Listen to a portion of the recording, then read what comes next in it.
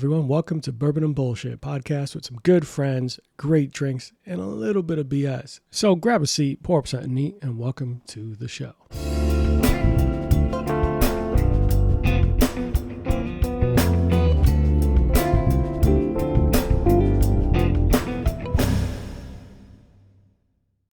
All right, guys, so this is part 2 of our Bourbon and Security episode. This will be the last of our Bourbon and BS series, as we will be fully embracing the rebrand to the Last Call podcast with Arthur G. Don't be too sad. I promise you, you will get the exact same great product, just a little bit of a different package. Hopefully you guys stick with us, as I'm looking forward to the many more great interviews and giving you all the content you have been asking for. Thanks, guys. See you soon. And let's jump right back in. Remember, I lived 25 years of my life. I was born and raised in New York. Yeah, so when I moved. But you're very nice. That's what everyone says, which is wild, because I feel like I'm a dick. No, but see, a lot of the New Yorkers come down here angry. And they be like, yo, I'm from New York, blah, blah, blah. And we don't care. We wrestle alligators and shit. For a second. Well, from New York. Yo, they be on some other shit. And we don't care because I think for the most part, we're pretty friendly until we're not. So we really don't care. Like, New Yorkers don't scare us because alligators don't scare us. You know, like, we deal with wildlife. I got black bears in my backyard. No lie. I know. Have you seen the videos that I posted where like it goes through my trash and I'm like yelling at them? Like, them motherfuckers scare the shit out of me more than a New Yorker would. Yeah. And that's not to take anything away from y'all because I know y'all crazy. But it's just like, it's a city crazy versus a country crazy. Yeah, it's completely different. So it's just like one of the favorite memes I had online was, I hate when motherfuckers, before we fight, they just start telling me, you know where I'm from? It's like, motherfucker, unless you're from Wakanda or Asgard, you can run these hands. Let's go. Okay, so like, so with that being said, do you want to run the fade with a Wakandan or an Asgardian? Wakandan. You run the fade with a Wakandan? Asgardians are gods. Like, you smart, but I think also Wakandans are going to like knock they're me a little out. More peaceful. Yeah, I was like, they're not trying to kill me. Remember, some of them are vegetarians. Yeah, but I do feel like if they were like Killmonger, he don't Wakandans, count. He does not count. You know, I feel like I'm not fucking with Killmonger. I'm not. You know, if you're saying I either have to fight Thor or Killmonger, and they're just going to be their normal selves, I'm fighting Thor. I'm sorry, Thor. man. Yeah, because I don't feel like Thor's going to kill us. No, he's going to break something. Yeah. But Killmonger's going to take. I'm going to be hospitalized. Yeah, Killmonger. I'm going to have, and then he's going to have like a dialogue with it after while you're dying about, especially me being black. He's going to make it about my ancestry. Yep, and then make me feel like shit as I'm bleeding out. Yeah. So I'd rather deal with Thor. And Thor has nicer hair. So Killmonger's haircut, and that was kind of dope. Yo, no, it was dope. It was dope. I started growing my hair out because of him, and then I stopped because it was hot. It's Florida. I was like, if I was in Canada, I would grow my shit out like Killmonger. Jump to Canada. Yeah, not anywhere it's else. Cold. And there are other places that are cold, Edwin. Where else would I don't want to go to New York? Seattle?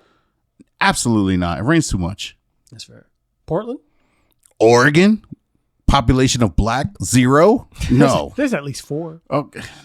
Remember, you're one of the good ones that we talked about earlier. I know. Good old boy. Nah. I'm good. Nah. For the record, the joke was, for the record, before someone is offended, is anytime someone says you're so well spoken, is might as well call you the house N-word.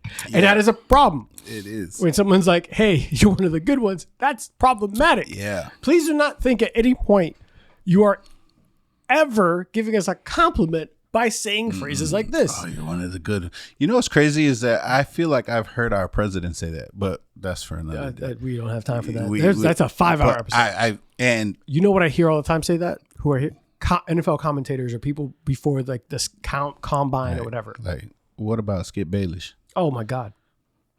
You can feel it. He said, but you know he says that he raps along to lyrics without beeping. Yeah. He does not. Oh, that's so funny. Skip does not. Skip. Fucking, I miss Shannon Sharp.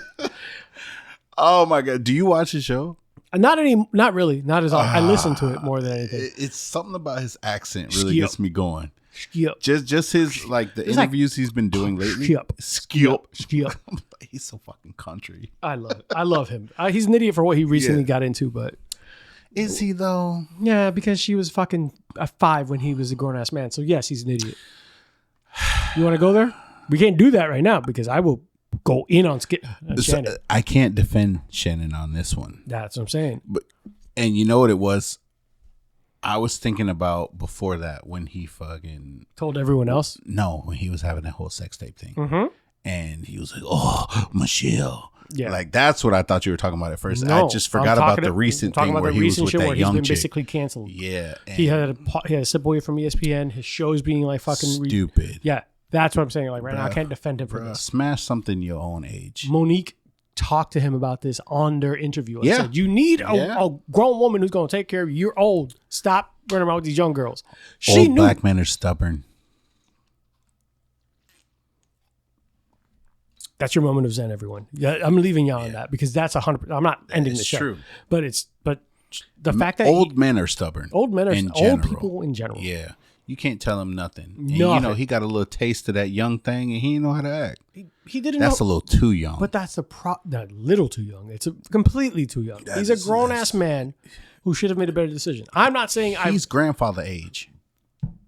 He's not Unk age anymore. Unk is at 48. He's great Unk. Ha! Like, there's an actual, like, someone put a chart out where you could be, what age range is Unk? Old. I think I'm in Unk age right now. Yeah, no, you're still, hold on, you might be OG. No, I'm not OG. Because I know there was like YN, BB. Are we talking about the same one? Where it's young nigga, big brother, then there's Unk, and then there's something after that. I'm going to tell you right now. I'm going to look at the chart. This is what we've come to. So YN is 13 to 24. Big Bro is 25-38. Unk is 36-48. Old Head, Pops. You see how that doesn't make sense, right? 49-60. Yeah, that makes no sense. Go back because it said Big Bro is 25-35. 25-35. Okay, and then Unk is 36-48. I'm Unk right now. We Unks. And Shannon is fucking way older OG. than that, so he's OG. He's Old Head. He's Old Head, OG, Pops, or old school. Did I tell you somebody called me Unk? They were accurate. It hurt my soul. You know what hurts my soul? Every time they refer to, they say the 1900s.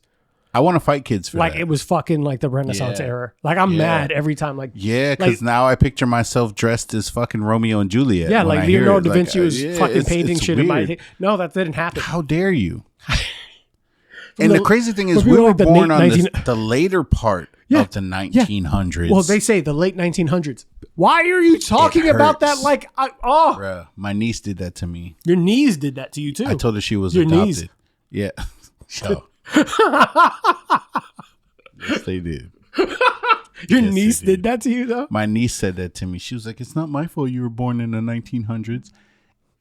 And I was like, "It's not my fault you're adopted." She's not, but I just said that I was like, "Your dad's not really your dad," just to mess with her because I felt some type of way, and you know I'm petty, so you know. I've actually yelled. I've told someone I was like, "I will fucking fight you."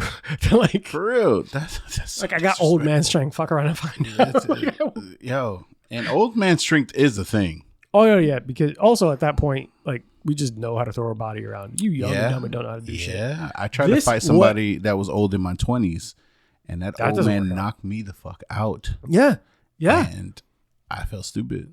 You should like clink. I hit the floor. I came to, and he was still standing over me. That old man was my because dad. The old man was your dad. Did you try to fight your father? I feel like it's like a rite of passage. I didn't fight my dad because, Dominican, we don't know them. Oh, wow, shit. Trauma, right? No, I know him. Trauma. We're not here for stay tuned for Bourbon and Therapy, which is going to be the next episode. Next episode where we unpack a lot of childhood trauma. Guys, we are going late, but we want to make sure that we capture a little bit more things about this. I stay on top. Random question. Okay. Have you ever had to kick out someone famous? No. And I thought about it because not a lot of famous people came there. I feel like the most famous. Too touristy. Yes. So like I've seen Tommy Davis in there. Oh shit. And I've seen they did something for like Mario Lopez. Oh, okay. And Miguel Cotto was there too. Oh shit. How did you not see anyone famous then? You just said no, I haven't thrown out anybody famous, but they've been there. I've interacted with them, and that's about as far as it's gone. Like Mario Lopez, I didn't even talk to him. He was just there. Mm-hmm. He was like next to me, but I was security. I didn't talk to him. Mm-hmm. Cotto was like, he had a table. Like they gave him a free table just because he came in there. Mm-hmm. And Makes then sense. Tommy Davidson, after he finished doing the improv upstairs, I think it's called like Funny Bone now, but it was an improv before. He came downstairs and they immediately was like, oh, hey, just come hang out with us. And he did for a little bit and then he went on his way. But kicking him out, nah, I haven't. All I've kicked out are drunk women and drunk men. No. Of no fame. All right. Yeah. What's the most ridiculous excuse someone gave you for trying to get in or stay in the club after you try to kick them out? A lot of times it's more like I'm waiting for my girlfriend. That dumb shit. I've had to kick. Okay. I've kicked people out for having sex in the club. Excuse me? Like on the dance floor? On the dance floor and in the bathroom. Makes. Okay. In the ice room. We have an ice room. Or we had an ice room where literally you go in there with like this big, I want to say it's like a tub on wheels, and you fill it up with ice so that you can take it to the bars and fill up their, the little bar area or whatever. I went in there one time, or I tried to go in there, and when I opened the door, the dude closed the door on me, and I was like, what the fuck? I kicked the door open, like literally kicked it open, and he had this girl bent over. And he was railing her. And I was like, you need to get out. I need ice. And literally, his pants were around his ankles. Oh, good. Yeah. His pants were around his ankles. And her dress was up by, like, literally here. Chest. Yeah. Lower chest area. And I saw a lot. I was like, get the fuck out. Did they stop? Immediately? Well, no, they didn't stop immediately. It wasn't until I said get out that they did. Because he was literally, once I kicked the door, he was locked in. He was going to Pound Town. And I literally, when I said get out, they didn't listen. And I grabbed him and literally yanked him out. She pulled her dress down. He was standing in the hallway with his pants around his ankle. Pulled his shit up. He starts yelling at me or whatever. By then, there were more people coming. They ended up getting rid of them, and we went on about the night. Everything's very nonchalant when we do shit, so it's just like. But I'm like, people are fucking on the dance floor. I get it. Yes, I've seen pretty that visible. But see, the thing is, there's not a lot of security. Too much focus on the dance floor. Like they put them in certain spots where they're looking at things, but if you're not like locked in, like. What the fuck are they doing? Sometimes you can't tell. You just think they're dancing? You think they're because it's very like... It's a Spanish club. Close to each other. There's a lot of grinding. So you see it and it's just like whatever. You see a lot of thrusting. You don't really think anything of it. So when I saw that, I didn't think anything of it until the bartender said something. And he was like, I think they're fucking. Really casually, I think they're fucking. Yeah, and this bartender, he's like really chill, and he doesn't like. He's the type that doesn't care about anything. But he was like, I'm pretty sure they're fucking. Now she's bent over on the bar, and he's just like, it looks like they're dancing. So I walk over, and I'm looking, and I really couldn't see. So I like dropped my radio on the floor, and I got down and I looked over and yeah, he was in there. Like he just pulled it through the zipper hole and he was in there just, going in. And I just kind of like leaned over to him. The point, they taught us to be not aggressive when we do things. So I was just like, I need you to put that away or I have to kick you out. And I walk off. I come back and I check. He's still doing it. I was like, all right, you got to get the fuck out now. So once I've grabbed him and I've pulled him away, he's tucking it back in. You got to go. I don't hold him. I always just point towards the door and I just stand there. And then, of course, there's like 2 or 3 other guys. Once they see that there's more than one person, they know they shouldn't. It's like, okay, if you swing, you getting the shit bit out of you. But if by you don't, multiple big dudes. Yeah. If you don't, let's get you the hell out. I'm going to just go. Sure enough, they leave. She stayed. Was that not her man? Guess not.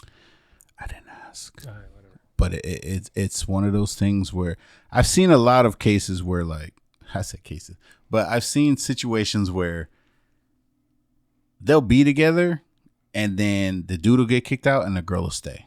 And then she just moves on to the next. That's why I have trust issues. God damn it. Yeah. We're here trying to kind of gross. This isn't even a real podcast. It's an intervention. We're trying to get you to find love in the right places. That's what it feels like. I feel like, not for nothing, all day today I've been like talking about stuff like this. You okay, big guy? I feel like I've been in therapy for 24 hours almost. So I'm just like, damn. I charge by the hour. Damn, that's crazy. It's expensive. And I provide alcohol. So what are we talking about? the invoice is going to come at you heavy. Damn, son. I might have to start working at a club again to pay for this. Well, if you can get me bottles, it kind of gets us even. Okay. What's up? Yeah, we can talk about that. Hey, so obviously you kind of hinted at it because security is not going to shape the way you approach things and approach people. Trust issues with relationships because you see what people do in their nightlife and you see what the bad things people could do and you see kind of the rowdiness and you see kind of like the not evil, because I think nightlife is great. I think dancing and all that is good, but to see it in every day and you don't see the great relationships all the time. You see the creepers, you see the bad shit, you see the people who go in with their mans and leave with somebody else.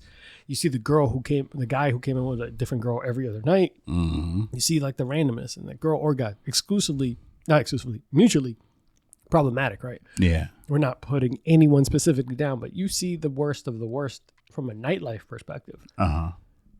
Does that just sour you for a lot of things outside of relationships? Like it does.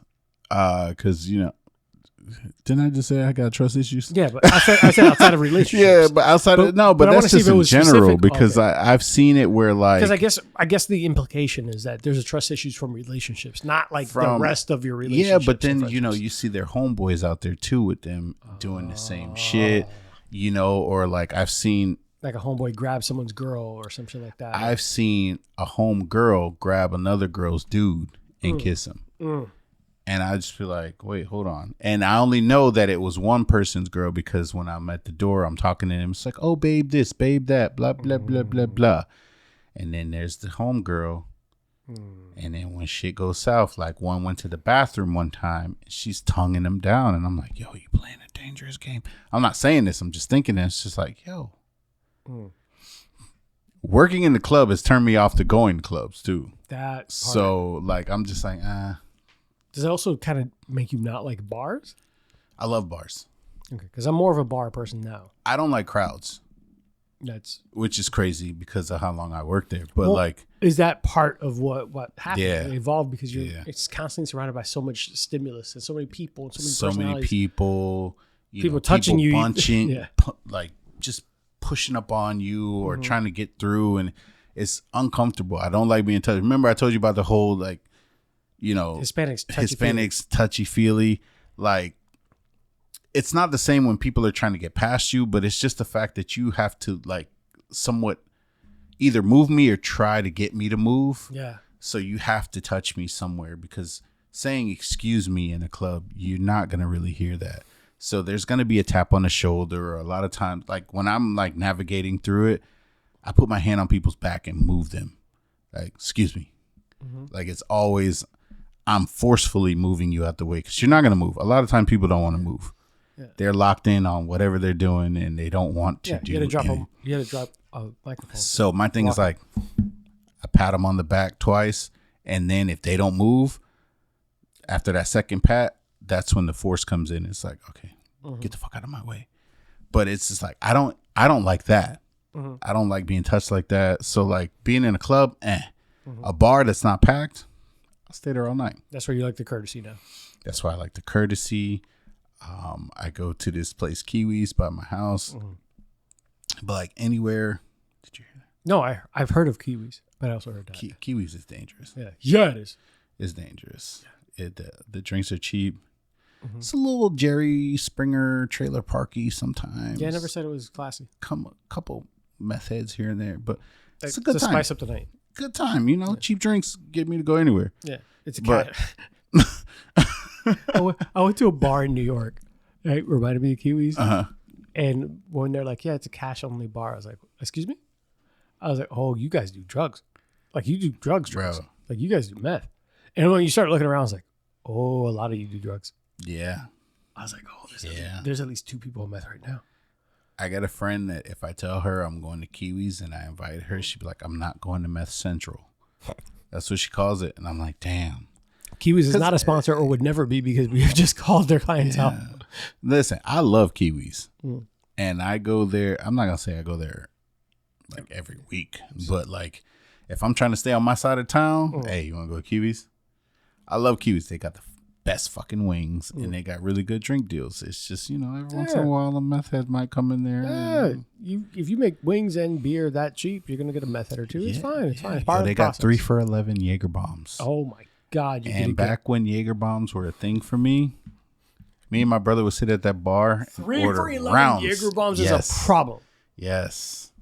I stopped drinking Jaeger, by the way. Or I stopped drinking Jaeger bombs because I could feel my heart pounding. So I was like, yeah, I got to chill out on that. But they have a lot of 3 for 11s. And it is heaven.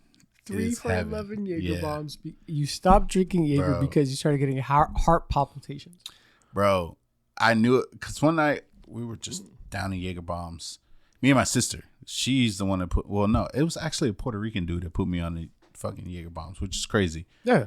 It was when I was in the Coast Guard. Oh. They literally, you know, he was like, yo, I got this drink. I'm 19 at the time, and they snuck me into this strip club in Hollywood. And it was like a thing. I was cool enough to chill with the older people, so they were like, oh, come with us. I'm like, all right, cool, whatever. I wasn't gonna drink. I was just kind of chilling, so you know, I'm just sitting back chilling, and he's like, I got something I want you to try, Poppy. I'm like, what you got? This Poppy shit's gonna resonate with you forever, bro. Listen, everything is Poppy or Papito. I'm just like, yeah, bro. Just call me Edwin. At one point, I was like, bro, I'm not your daddy. Like, but that's how I took it as. So, but Coast Guard, Jaeger bomb, 19. He was literally like, yo, try this. I started taking them. Oh, that's not that bad. Then I moved back here, and me and my brother started going to Kiwis, 3 for 11s. We used to go hard. Who got the third one? It depended. So, like, if I bought the first round, I would get the third one. Then once the second round came around, he would get it. Yeah, so sometimes we would just order 6 at a time. We had a problem.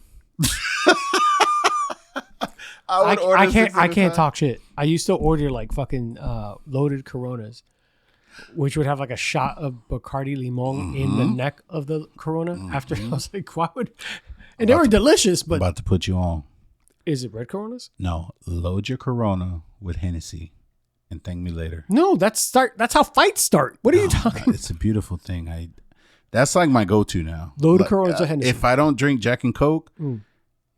I tried to get it the other night, but they didn't have Coronas at this bar that I went to. It was a Kiwis because of the meth? No, it was Alfie's. The fuck? I remember Alfie's is pretty new. It's okay. But they had freaking PBRs and all that other trash, but they didn't have Coronas. But that is like if I don't want to drink crazy, because I can't really, beer does not sit well with me. So I can drink a Corona. So now my thing is like, loading it with Henny, and I learned this from my sister's ex-boyfriend. Oh my god! And you just run around like anything is possible. Yeah. And he's from New York. God damn it. Of course he is. You know, he reminded me of Jim Jones, like a Spanish Jim Jones. It was crazy. And like Jim Jones is part Hispanic. See, I didn't know that. Yeah. I was like, what do you mean Spanish Jim Jones? I just thought we're going to look this up. Go on. Tell me your story. I just figured because of the nappy ass braids he have. Okay, edit that out because I want to smoke with Jim Jones, man. He doesn't listen to this anymore. But he reminded me of Jim Jones, and he handed me a Corona, and it had Henny in it, and he was like, "Yo, try this," and I tried it, and I was like, "Wow, this is actually really good. It's good." So I was like, "What is this?" So he was like, "Oh, it's just Corona with Henny in it." Ever since then, that's like a go-to for me if I see a Corona. Yeah, because a lot of places won't sell Henny. Like that's how you know if it's too ghetto or not. Yeah. So Henny can be very problematic, and it's not a race thing, but Henny in general is it's one of those liquors that it has a bad stigma. It does. It really does, and that's like not being a dick about it. It's kind of being honest about it. As a minority, I know the stigma that comes with having Henny. And I know anything is possible though. Yeah, anything is possible at all times. Yeah. God damn. I have a shirt that says anything is possible too. I would like that shirt link because I would like to. I will send it to you. For the record, the rapper Jim Jones from New York City. His mother is Aruban and his father is Puerto Rican. Oh shit! He was born and raised in New York City. Okay. See. Yeah, that's why I was like, I know black. Yeah, I'm no black. I'm not black. No, you black like this, but I'm not black like this. Yeah, I didn't know that. Okay. That's when you said like a Hispanic Jim Jones. I was like, he's Hispanic. But okay. So my thing is like when I say like a Hispanic Jim Jones, and this is where shit like gets lighter skin. I mean like you. Oh, okay. Like the dude was very light. Yeah. But he had braids. Yeah. And it looked like them braids had been brushed over with a brush. You know, because Jim Jones got them raggedy braids. I feel like he gets fresh braids and immediately fucks them up. I feel like I don't think he ever wants fresh braids. I think he wants to look homeless. Yeah, he really does get it. And he just grabs a brush and just starts brushing the shit just to make it look like ass. Yeah, I don't know why he would. I don't know. You have way too much money for your hair. It. Yeah, both of us said the same joke. He has the money for it. Like, I don't know why you want to look homeless. But yeah. I'm telling you, I just want you to try it. Henny and Corona. Henny, load it with Henny and a lime. All right, I'm gonna try it. And I swear to God, if I regret it, you are zelling me that. We could shake on that. Bet. For real. Yeah, I'll try it. The next time I go to like Ale House or something like that, I'll be like, try it. Let me know what you think. But you're gonna thank me. If I thank you, I will 100% acknowledge that you gave me the right decision. Like, all right, cool. And I do it all the time, and I post it, and everybody's like, "Ill," and I'm like, "Hey, I'm knock it till you try it." I'm willing to try most things twice for alcohol, not for like life. There's some things. In life, you just need it to happen one time. Yeah, even then, some of those things are no go from the get. Or I mean, some things I just learn from others. Yeah. You know. Oh, all the time. One of the I learn as many of my mistakes as possible from other people fucking it up. When I see some people, someone's like, "Yeah, I did this and this." Like, ooh, turned out bad. All right, I'm not doing that. Okay, that's why I don't have kids. Mm-hmm. Every time, because I see how baby mamas act. That's not the reason for me. I'm gonna tell you something that made me laugh. Is that I said this to a friend. I'm like, 95% of the time that my friends talk to me about their kids, it's never a good thing. They're always venting. They're always saying like, this fucking kid, you know what this little son of a bitch did? And then at the end of a 30-minute rant about how their kids are awful, it's like, but it's the best decision I've ever made in my life. It doesn't sound appealing. And I'm like, I feel like you just want me to be in the same hell as you. You want me to be as miserable as you Misery loves company, and you're hoping that I get to experience it with you. And I'm like, I don't want to. So I'll say this. I'm sure they're happy. I don't have kids. I was a stepdad before. And it you were did married? Nah, hell no. You said stepdad, motherfucker. I was a stepdad. Like, come on now. You were dating I was dating a Latina. Oh, yeah. Okay. So I was a stepdad. Okay. And we was together for like 8 years or whatever. So I had to help raise her kids. Specifically, her youngest made me want a kid, which I thought was weird. I just knew it wasn't going to be with her. Yeah. That makes sense. Because, we're creatures of habit. I see how things are. I saw how she used to treat her baby dad. I would never be that person. So it's either we were going to stay together and not have kids, or we were going to break up and maybe one day I'll have a kid. But it kind of changed me from not wanting kids to like, you know what? Maybe it's not that bad. I like being an uncle. Every time being the funkle is fun. It's so much more fun. You know why? Because I can go over there, get drunk with the kids, have a good time, say some outrageous shit, give them sugar, 5 pounds of sugar, 5 pounds of sugar, and just dip and leave. And I'm still thinking about getting that 3-foot gummy worm for my niece. You should go on Amazon and just start looking that shit up. Yeah, because I love my sister-in-law that much. You're gonna ruin her life for a weekend. My brother's a firefighter, so I'm gonna do it when he's on shift. When he's on shift, and she has to deal with it. Yeah. God. Yeah. You are fucking maniacal. Like, what is? It's kind of funny. I think a lot of things through, you know. It's funny because I do it too. I would do that shit too. All right, so what's one lesson from outside of trust issues, because we've talked about it more than once? What's one lesson that you learned from working in that industry for so long that still sticks with you? I've learned patience. Really? Yes. That makes sense. Because in the beginning, I was a little bit of a hothead. Okay. Like I was okay, let me take that back.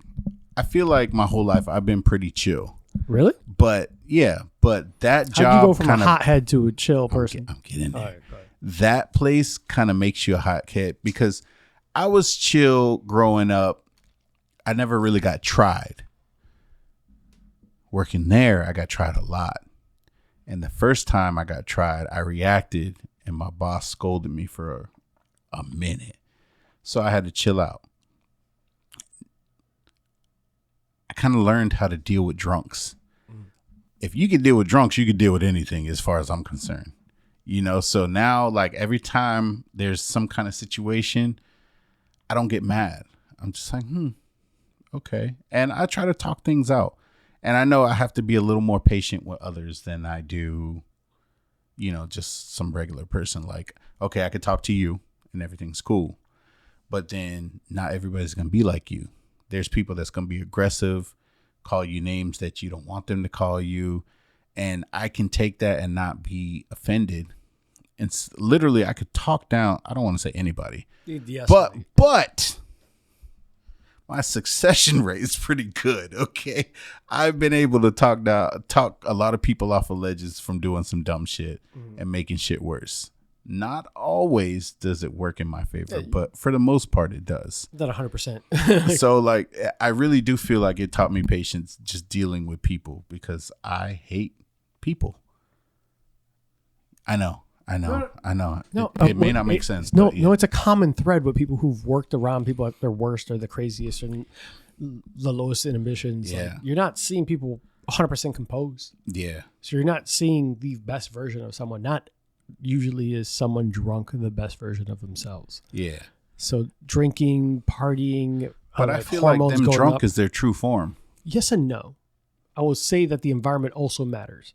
Okay. So where you're at, where this is if you want to fucking make it like animalistic, you're at a place where everyone's trying to like dance, get their hormones are all the way up through the roof. They're enjoying themselves. Alcohol is flowing, music is flowing, emotions are like people are not able to communicate correctly because music is pumping. So this isn't a calm collective place. Everything is going at a rapid rate. So you have now sped up, heightened, lowered inhibitions and heightened hormones. That's not the real version of himself. Yeah. That is a magnified version of himself in a small concentrated amount with other people who are also going to impact each other. Okay. Environment matters. If you and I were drunk alone and we're like here at a small group setting where we could be relaxed and it doesn't have to be hyped up, that would be a closer version of me. I think it depends on the person too. True. That's fair. Because my drunk is universal. Like it's the way I am when I'm drunk. Because you're a mature, patient person now. But even before then, Really? I've never been like an aggressive drunk. Yeah, I'm always. That's my problem is I'm like a loving drunk. You just so hug I everyone? get drunk and I'm like, man, I really appreciate you. That's why I don't get drunk often because You don't want those emotions don't need to be put out there. You just want to be real with your feelings. Listen, we're gonna talk about that on another day. Yeah, the therapy one is coming up soon. Yeah, but this is like when I'm drunk, I just want to have a good time. That's fair. And I don't want no shit from nobody. I don't want my friends fighting. I don't want anything. And then I'm just like, man, I love y'all. I appreciate y'all being here. It's been a while since I was drunk on my birthday, but prior to that, was a week ago. It's been a while since I was drunk. 7 days ago. That was a different type of drunk because I ate shrooms that day too. What the fuck? You can't just throw that out. But I feel like we can talk about shrooms. They technically aren't illegal. It was my roommate's idea, and so she's like, "Oh, let's try shrooms." Now, 2 weeks prior, we had tried shrooms. I tried them for the first time. Wait. That was your second time ever trying shrooms? Yes, it was on my birthday. The first time I tried shrooms at home because I heard like, you got to be in a good headspace, blah, blah, blah. I was like, okay, I'm always in a good headspace. Let's do it. So I ate quite a few, not the chocolates, but the actual shrooms. And it took a while to kick in. So then I ate like one of those big bulbs of it. And I was stuck. You impatient motherfucker. I'm very impatient. That's why things like that aren't for me, because if I don't feel it after a certain time, it's like I need more. I got stories about weed brownies. It's crazy, but it's a different time of day. Yeah, but the shrooms, like, I really enjoyed it because, like, I just sat and watched Netflix. Okay, but while I'm watching Netflix, these people, their faces are like morphing. Oh my god! Into vampires, but I'm not like talking like Edward Cullen vampires. I'm talking about like Morbius. You saw that horrible movie? Oh, that was an awful movie. Yeah. Great comic book character. But terrible movie. The way their faces changed, that's what I was seeing. So I have concerns about the fact that you knew Edward Cullen's name so fast too. Well, that's a different day. I was in a relationship for 8 years. I'm not here to judge you. Go on. And my ex loved Twilight. Morphing vampires. Yes. On Netflix. So okay. The show I was watching was called Love on a Spectrum. No. Could you imagine? Go on. Oh my god. What were you watching? It was like Ahead of the Game or something like that. The fuck? It was a basketball show, and it's got Goldie Hawn's daughter in it. I'm sorry. Goldie Hawn's daughter's in it. You were about to shock me. Goldie Hawn is a lesbian? No. It's fairly new show. It's only got one season. It just came out. Okay. And I'm watching it, and they did a lot of close-ups on her. And every time I looked up, her face would mutate into a vampire. And I would just giggle. And then it was her. Then it started being other characters. Shit got real when my mom came over. And she brought food or whatever. And I looked at her and I was like, ooh, I got to look away. Because if she turns into a vampire, I'm going to fucking lose. So literally I opened the door and I sat back on the couch and I would not look at her for the rest of the time she was there. Because I was just like, this man was high off shrooms. It was beautiful.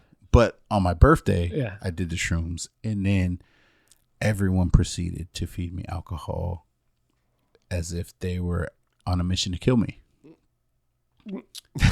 So like halfway through the night, I'm like seeing shit. And I'm like, I don't know if that's real or not, but I need to sit down somewhere.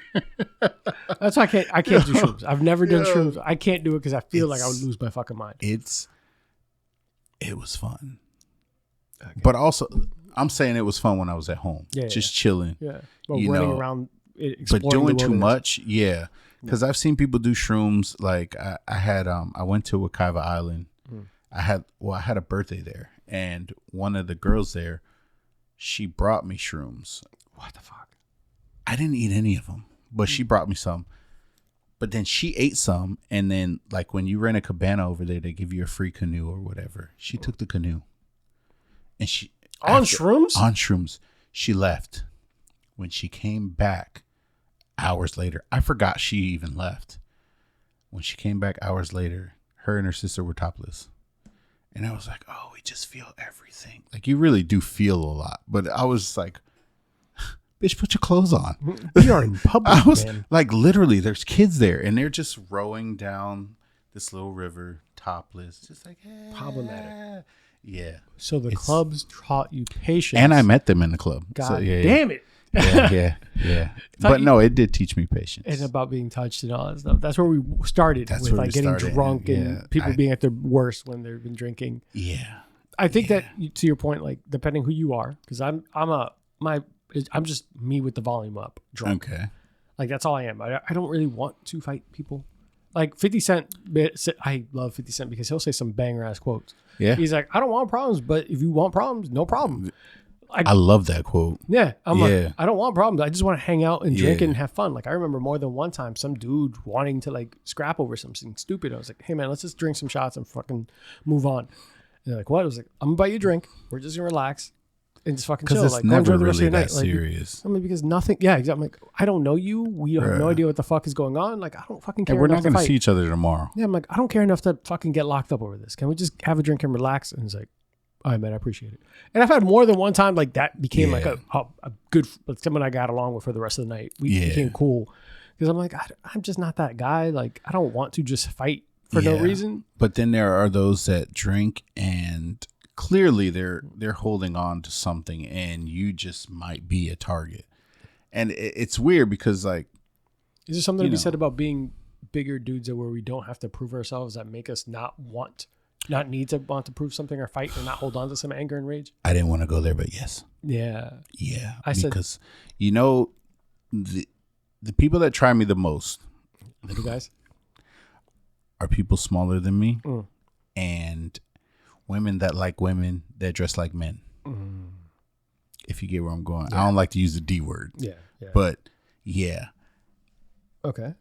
Interesting. If ever I've been tried, it's always by a smaller person.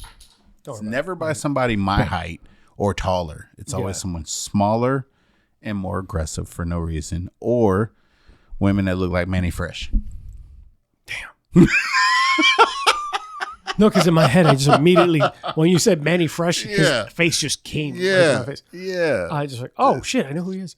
Like when I met Rosanna, we joked about it where she thought I looked intimidating because of my size or whatever. I'm not like a massive dude. I don't want anybody like, oh, G thinks no. But I'm a bigger dude than she's dated. Yeah. But I'm also like a bigger dude than she's dated. She's dated used to like really petite niggas. Yeah. Oh, it's fine. Petite dudes are like 165 pounds or whatever. And when she met me, I was like 215 with like that's a young CrossFit woman. muscles.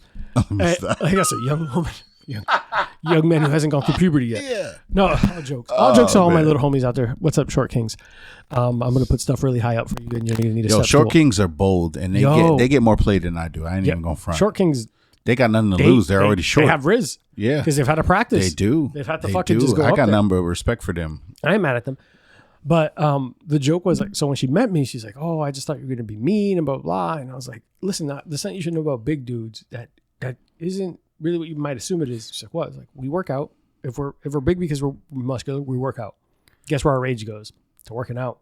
We don't care about we eat a lot, little shit. But we eat a lot, so we're fed, which is going to help us with our tempers. We work out, all that's gone. And we're diligently focused on something else to like maintain our health. Yeah. We're not angry. And she's like, what? I was like, typically most of us aren't trying to prove anything, especially if you're naturally big. You were always this way. Yeah. Like that gentle giant shit is for a reason. Yeah. Like when they joked about Jason Kelce versus Travis Kelce. Some women were like talking like TikTok and all that shit. That one woman was like, listen, what you want is a Jason Kelce. Mm-hmm. That dude's been big, been a big teddy bear, protective. It's been good to people. He's never had to prove himself. He's always just been big, strong, and knew who he was. He was always confident. Where someone like Travis, yeah, he might be good looking. He's fun. He's doing all this crazy shit, but he's all over the place. Yeah. He's like still like Jason's responsible, been the grown man. Like, get yourself a Jason Kelce. Yeah. Travis is when you're young. Jason's when you want something for real. And I'm like, holy shit, am I Jason? Yeah. Like, yeah. But a lot of my friends, shouts out to John Estrada, who threw a bottle of PBR at someone. Good job, John. Who are more likely to start the fight. I've been like the smaller friends. Sorry, John. And we're like me. I'm just like, I'll finish it, but I really don't want to have it. I want to hang out, but if my homie's getting into a fight, there was a stage in my life where I was going to protect my friends no matter what. Okay. Now I might be like, did you deserve it? Like, I'm gonna stop it if you're gonna get jumped or if you're losing the fight. If you're losing the fight, and you've been problematic, I might let you get hit once or twice, then save you. Okay. Only if you're being problematic. If your friend, you know those friends that like to pick fights over and over and over. None of mine specifically here, but I've had friends that be like, I'm out looking for problems. I was like, man, I'm not here to be your security guard every night. I'm not running around. You don't pay me enough for this. But you know, that's the thing about being friends with women too. Think about that, because I've dealt with more problematic women as friends. Really? That get into shit that like I've had the opposite. My guy circle's pretty small because motherfuckers are weird. Well, here in Florida, my friends in Florida are nicer. We talked about that. Yes. So these are less problematic. Yeah. Unless you're like I dated this girl that was really heavy into the reggaeton scene. So those kind of dudes, the pretty boys that like have to always puff their chest, the little guys always have to puff their chest. It's like they would fight at like Roxy over women and shit like that. I was like, I gotta go. Like I'm hungry. Yeah. Like they're in there like this girl was dancing with this girl. I was like, I'm gonna go get a spicy chicken sandwich because I'm hungry and I gotta go. Like you could do that with yourself. I got but dip. You see where our head's at. Yeah. I want to go home safe. Yeah. Eat my food and relax. It's always, and from what I've seen, like it's the girls that start things. And I always tell a girl, if y'all fight, there ain't shit I could do. I'm not going. The only time I'll hit a girl, and I don't believe in hitting women, battle. If I am in a relationship with a girl and I see her getting jumped, I'm knocking bitches out. I don't care. If a woman was going to hit Rosanna, I'm going to yoink a chick. Yeah. I might not swing on her. I'll slam her. And this is not look, once again, if worst case scenario, if there was a situation where my life is in danger or my fiance's life is in danger, chivalry's out the door. Yeah. I'm picking up a person by like hindquarters, like picking him like a cat. Yeah. Like, come here. Like, what are you doing? Stop it. Yeah. Like shake her. Like, I feel like that's the only time you can get physical with the woman. Danger, so like when the girls that I know, they get into shit like that, don't look at me for help. Like, you got to fight that battle on your own. Now, if you get jumped, I'm right there for you. Yeah. But if that girl just beating your ass, the most I'm going to do is pull that girl off of you. Yeah. There's a little bit of where you want to let them learn their lesson too. Yeah. I'm not going to let it get too bad to where, like, once I see you're losing, I'll stop. Yeah. I'll stop it. But if I feel like you need it. That's what I was getting at about the friends that start the fights. I might not run in, but I'll walk in. I like a real story. I had a friend when I was living in Lawrence, Massachusetts, and I was with the wrong crowd for a little bit. And this one dude just liked getting into fights, just wanted to squabble with everyone for no reason. Like absolutely zero fucking reason. Put him in the UFC. And I just kept saying like, bro, like we can't just do this every night. Like we're hanging like at that young age, like you're out there running around. You are trying to find women. You are trying to find fun. You're trying to have a good night and not have to worry about getting arrested.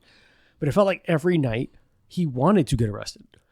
I'm like, bro, stop. Because you kept trying to start beef with people. And there was a night that I was like, I'm telling you now, I'm not going to save you. And he's like, what the fuck? He's like, you're my bro. Like, you're not my homie, blah, blah. Like, he used other words. Like, you ain't loyal. I was like, I'm super loyal. I've helped you multiple times, but I'm telling you to your face. Tonight is not that night where I will jump in to keep you out of the facing the repercussions of your own actions. He thought I was lying. And that night, he got into squabble.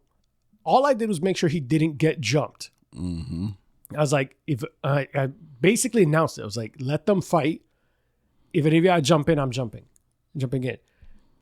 And I let him get beat a little bit, just enough to learn a lesson. And then I broke it up. I was like, we're done. Enough. You lost. Move the fuck on. Yeah. And after it was like, why didn't you jump in? I was like, because I didn't start the fight. Jumping people.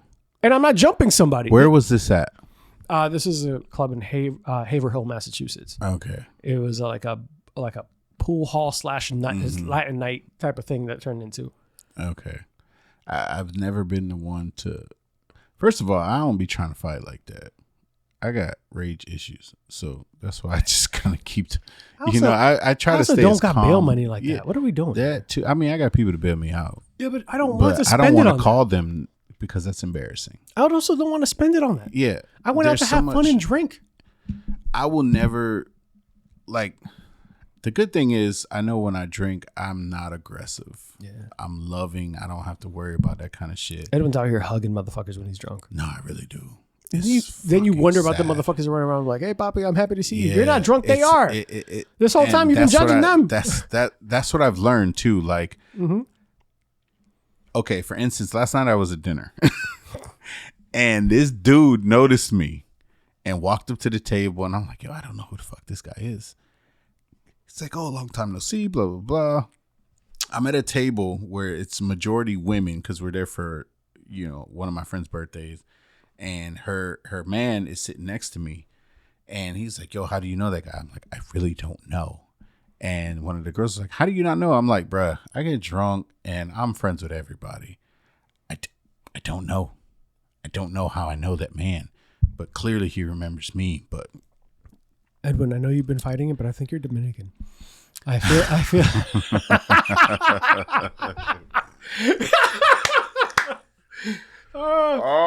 You could be mad at me, but you acted like the guys that called you Poppy. You know it's crazy? Like, you just did the Poppy thing. I used to try to lean into that shit a little bit, like just to fuck with it. I even changed my Instagram name to like Dominican Denzel at one point. I remember that because I was on some dumb shit, but it was just like, what was your name? Became like listen to Edwin, bro. Now it's just listen to Edwin because I feel like I give more advice than anything, bro. And it's like, just listen to me and you'll skate through life. We're gonna close out soon, but one of my favorite running jokes was I was telling people that you were my gym partner, and online my mom believed that. Just so you know that. Are you serious?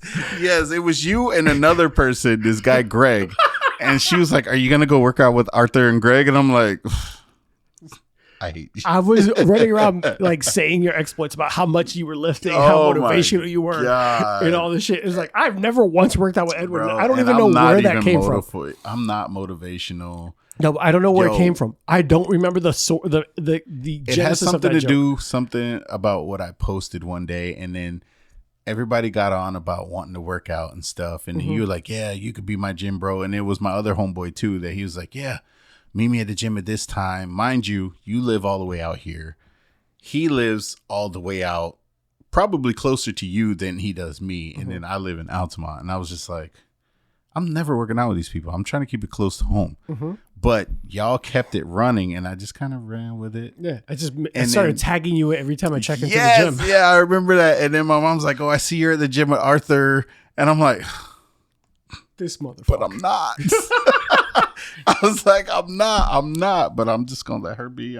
I started leading in hard. I was like, yo, like, what to go, Edwin, fucking a PR, a deadlift, see, like some bullshit. And y'all lift different than I do. Cause I think that was back when you were doing like CrossFit and stuff. And I've always been doing like the powerlifting thing, which I'm definitely about to get out of because I keep fucking myself up doing that shit. Yeah, you can't even drive for 2 hours without hurting yourself. Bruh. I have to I do stretch now. I'm about to start doing yoga while you playing DDP's yoga. There's nothing wrong with yoga. I know. There's nothing wrong with yoga. I've finally come to that conclusion that there's nothing wrong with it. Fucking strongman powerlifting motherfuckers can't for what? Touch. Yeah, but that was because I used to like fat girls the middle too. Of your fucking scapulas. Nah, but that was because I like fat girls. So I used to want to lift. I had to be strong enough to lift them big motherfuckers. You know, you could do that without powerlifting. That's not where my mind was at the time. I used to throw up 285 over my head. That doesn't mean that I fucking needed to fucking move a car. I know. Listen, the more injuries that come, the more I realize I don't need to lift as much as I was lifting. To be fair to everyone listening at home, they're like, I'm a runner, blah, blah, blah. There's no jokes here. But statistically, runners have more injuries. Ooh. I'll let that hang there for a second. Yeah, we have a lot of friends who run BMT. I love all of y'all. I'm sure with the right stretching and all this stuff, actually, run BMT helps you make sure that you do not get injured while running. And they feet be ugly too afterwards because that's not fair. I think feet can be ugly. Feet are ugly in general. Facts, but they be crunched up in them shoes. Have you know ballerina shoes? Ballerinas are the worst. Oh my God, that's the worst. Ugh. Yeah, and that's like those are rough. The shit they do. Praise, all props to them. None of this is hater shit. All props to them because that has to be insanely ballerinas painful. And like Gymnasts. those old school Asians. Oh, with the little tiny shoes? That literally break their toes to fit in the shoes that are small. Yeah, that's gymnast hands. Gymnast hands and feet. They're a little rough. You ever got a handy from one? Why would we talk about this as my fiance's in the other room? Well, I'm talking about not you. You're just listening. Oh, all right, cool. But you asked me a direct question. Yeah, you didn't have to answer, but yeah, it's horrible. Don't. It's just 3 out of 10. Do not recommend. I promise you, I won't. Especially. Well, you don't have a choice at this point. You locked in, so I'm just saying. I'm just still out here running the streets. But in these streets, I'm running these streets. You could barely drive without hurting yourself. Stop running anywhere. Go do yoga. No, I'm really about to start doing yoga. I'm dead serious. I was about to make a joke about Shannon Sharp. I was like, get yourself an old chick that's going to take care of you and not be running these streets. I will not be Shannon. Because that's crazy. Lesson of the day. Don't be Shannon or Drake. Damn. Ooh, looks like it's getting complicated. Oh, that's my vieja. Yeah. We are closing out, but would you ever, quick and easy, would you ever go back to that line of work? Absolutely not. So I figured it was the answer. And you know what? It was fun. I met a lot of good people. Someone young that, okay, so I originally said yes because I wanted to kind of get out there and meet new people. Mm-hmm. And not on some like dating stuff, just to get to know, what's out there in Orlando. Orlando was like a new thing for me. Yeah. So I was like, all right, I'll get out there. I'll get to meet some people. That I would recommend it for that. Mm-hmm. Aside from that, absolutely fuck not. Like right now, I would not. Good. And that's just because I'm just tired. It was fun. It takes a toll. After I stopped being security and I started being a manager, I had a fucking blast. I mean, I had a blast as security too, but like there was less responsibility, less to do as a manager. I just barked orders and ate food and got drunk and got other people drunk. It was a fucking blast. You got us drunk a couple times. It was kind of part of my plan, but like, would I go back to it now? No. Like everybody, when I left, they were like, oh, are you going to start working downtown? I was like, fuck no. Like this was a one and done thing. Yeah. It was only supposed to last 6 months. And 14 years later. And then 14 years later, because every time I got ready to leave, they kept giving me more money. That was the thing. My job did that shit in the past. And okay, it was crazy because it was like, when I started, this was 2010. I was making $10.50 an hour. When I was leaving, I was making $3.50 a night, and I was barely working, and I was eating for free, and I was drinking all the time. Jesus. It was gold to me. Like I was like, why would I leave this? So every time I would get paid, I would buy a flight somewhere. That's where you never Japan. Yeah. So I never spent the money that I worked at my real job because I was working at Honda before that. Or while I was there, I was working at Honda. I never spent any of my paycheck money. I always spent the money from the club and just bought tickets wherever. Japan, Brazil, Mexico. I hit all those in like 3 months. I hit Dubai. Like I was like, I'm out every chance I got.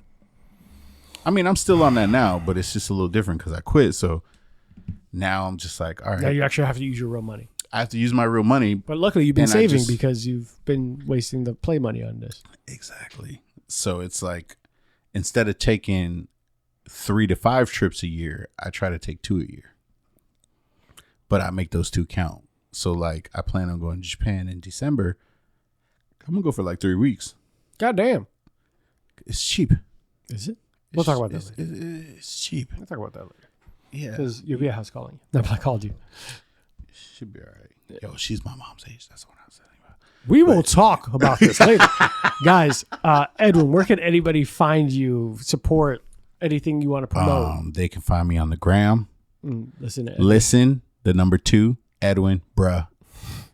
Okay. BRUH. If they need their garage doors fixed, I do work at this place, Garage Door Repair LLC of Florida.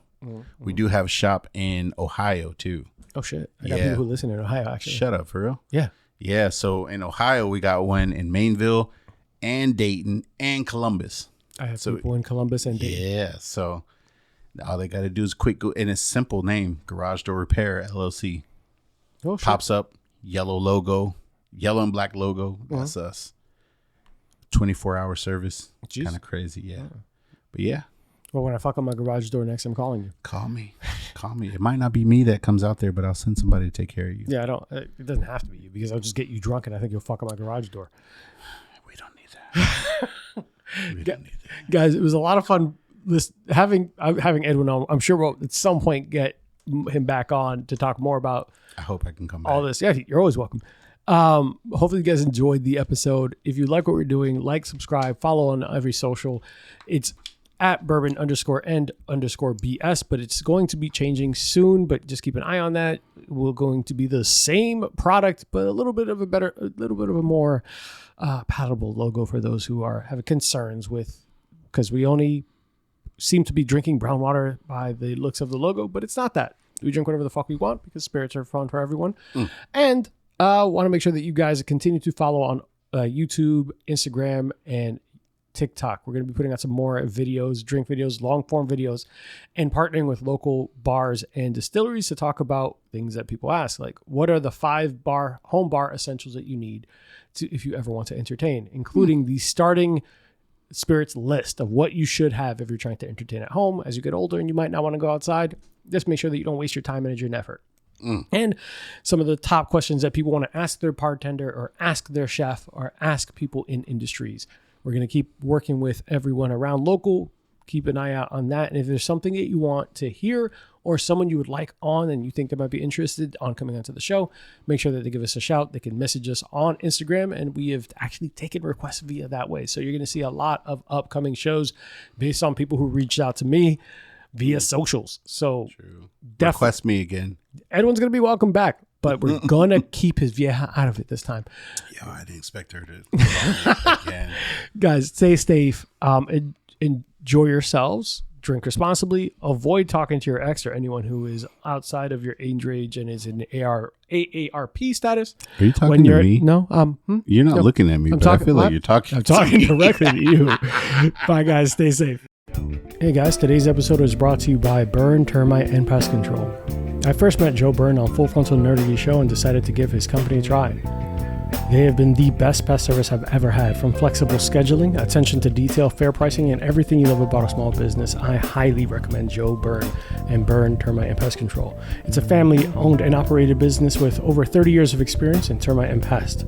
You can reach Burn, Termite, and Pest Control at 321-297-7985. Once again, 321-297-7985. And let them know Bourbon and Bullshit sent you. Thanks, guys. See you next time.